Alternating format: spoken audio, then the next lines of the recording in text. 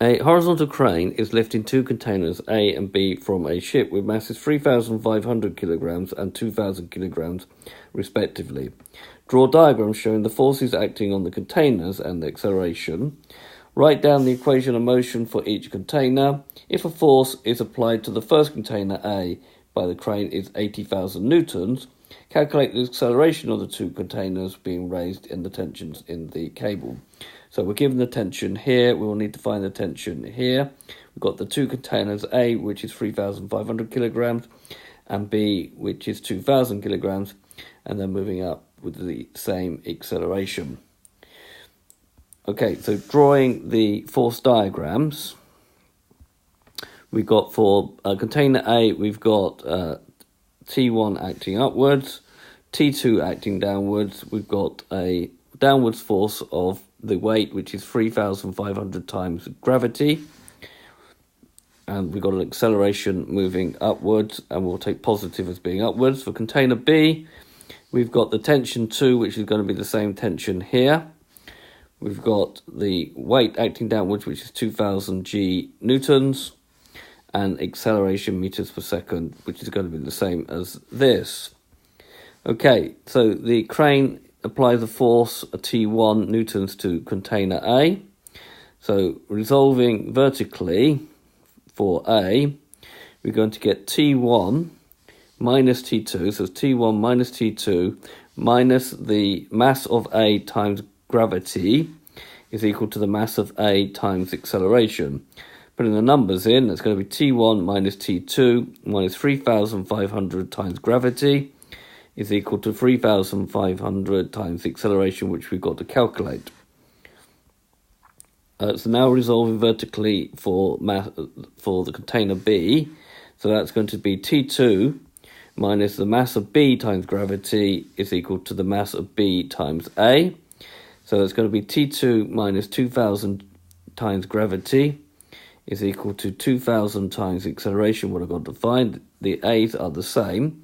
Right, we've got too many variables here. We've got 1, 2, 3 variables. We need to start eliminating one. So if I did 1 plus 2, that will eliminate T2 because I've got a minus T2 and a plus T2 here. So I'm going to have T1.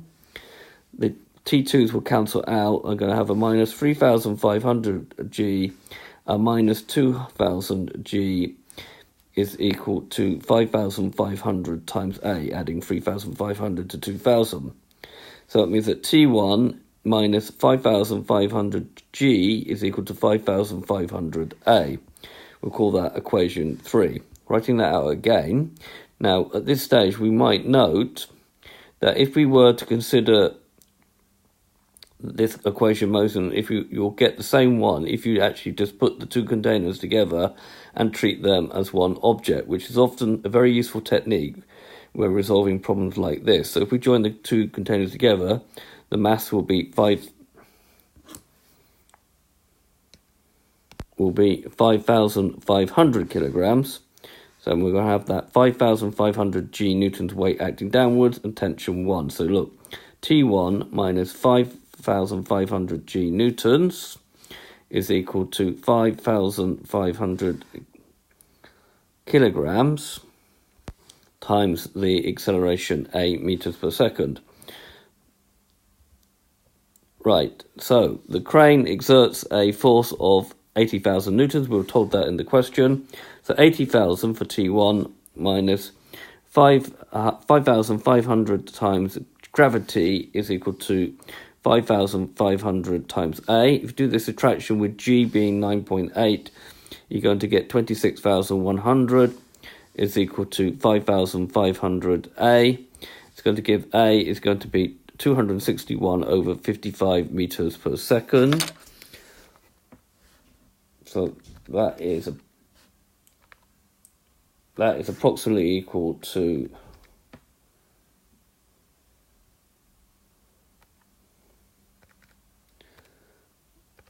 4.74 or 4.75 meters per second squared.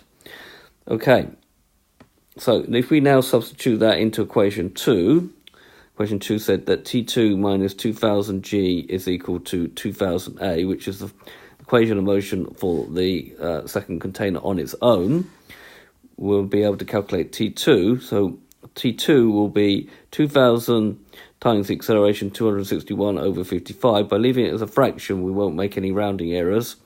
Adding 2,000 times gravity, and that's going to give that T2 is 29,090.9.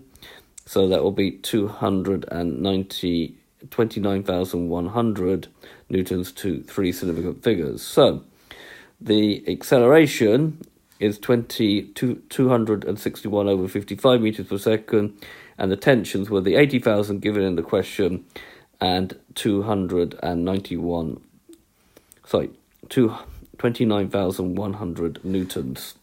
Okay, so this has been a video to show you how to calculate the acceleration and the tension between two connected objects moving vertically upwards with an acceleration that we've calculated. I hope you've understood, and I thank you very much for watching.